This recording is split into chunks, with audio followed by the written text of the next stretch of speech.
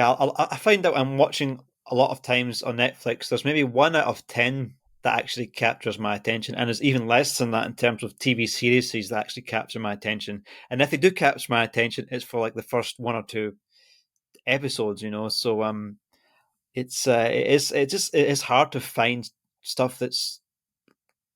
I mean, I think I'm probably kind of particular because I just find that a lot of, especially movies that try and talk about computer programming and hacking and all this kind of stuff.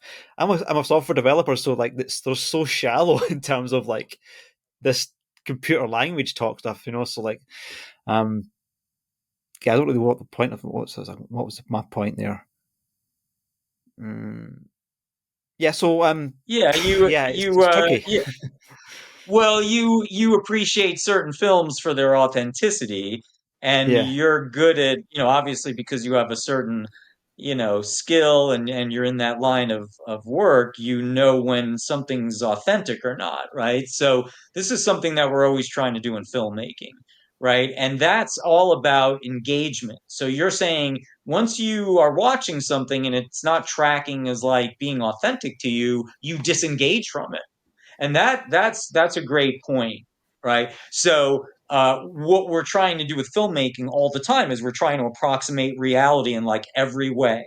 You want the storyline to be plausible, like plot. Like I always say, I'm the plausibility police when I'm reading a screenplay. So you want the characters' actions to feel like they're real, to feel like that's exactly how someone would act in this very situation, right?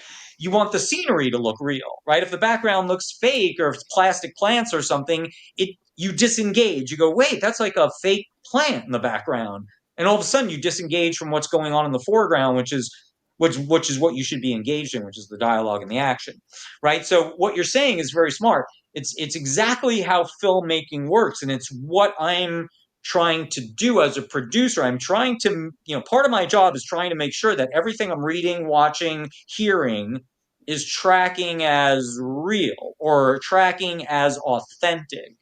And that's what you're saying. It's like you're watching a film, and if it's dealing with computer hacking or programming or anything like that, you're the person in the audience that knows when they're like, they're not being authentic or they're making something up. Or so for you, as now other people in the audience, they're not going to care about that, but they might care about something else. They might say, oh, this guy's wife just died. It sure doesn't seem very sad about it. Like, in life, you would be mourning some your wife died, unless he murdered her, right? So there might be a reason. hmm If there's a reason, that's okay, of course. But if then there's no reason, you're going to say, wait a minute, that didn't make sense. This isn't good. This right. So this is how we're judging screenplays. But yeah, hmm that's something I'm looking at in movies. I'm saying, does this feel authentic to me? Am I connecting to this because movies are asking you to buy into a reality, and that's occurring. So in great screenwriting, that's happening in the first, like on the first 4 or 5 pages. It's almost like an initiation, and you're being brought into this reality, and you want to sort of explain how that reality is going to work. TV series work like this too. It's like they're building a world, and the world has certain rules to it.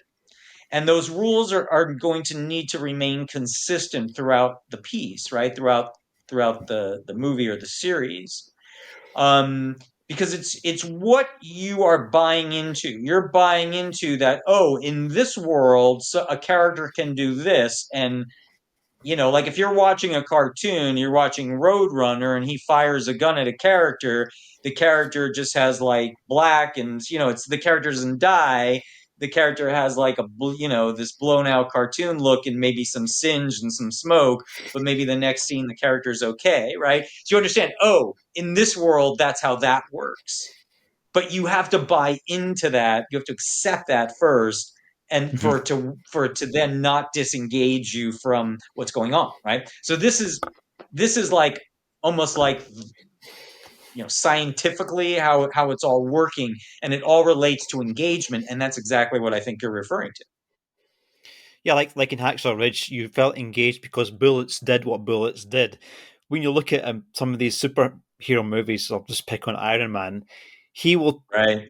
basically based on the laws of physics, it's going to hurt him just as much if he gets hit with a massive rock without the armor or the armor in, because he's still going to deaccelerate or accelerate at the same speed. So it's like there's no sense of danger and those kind of things. And